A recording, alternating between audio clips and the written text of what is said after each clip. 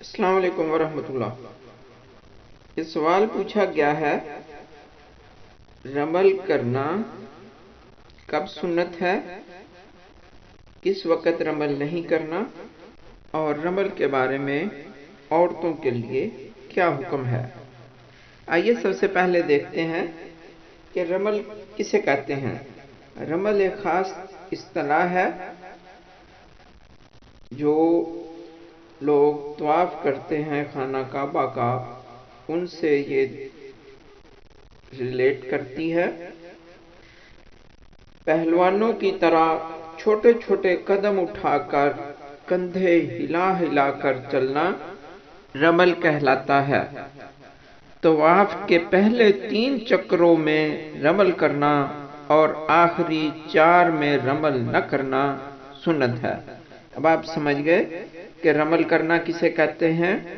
چھوٹے چھوٹے قدموں سے پہلوانوں کی طرح ہلا ہلا کر کندھے چلنا رمل کہلاتا ہے۔ جیسے پہلوان بڑی خوشی سے چال چلتے ہیں، اس طرح چلنا رمل ہے۔ رمل کس طواف میں کریں گے؟ ہر اس طواف میں کریں گے جس کے بعد سعی ہے، یعنی عمرے میں ہم پہلے طواف کرتے ہیں، اس کے بعد سعی کرتے ہیں۔ اسی طرح حج کے موقع پر جب ہم طواف زیارت کرتے ہیں اس کے بعد سعی بھی کرتے ہیں، وہاں پہ بھی پہلے 3 چکروں میں ہم رمل کریں گے۔ اب رمل صرف مردوں کے لیے ہے، بلا وجہ اس کو ترک نہیں کرنا چاہیے۔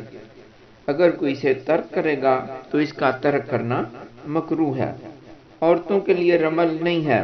عورتیں عام جیسے طواف میں چلتے ہیں اس طرح چلیں گی، صرف مرد حضرات جو ہیں وہ رمل کریں گے۔ امید ہے آپ سمجھ گئے ہوں گے۔ اللہ تعالی ہم کو عمل کی توفیق عطا فرمائے، آمین۔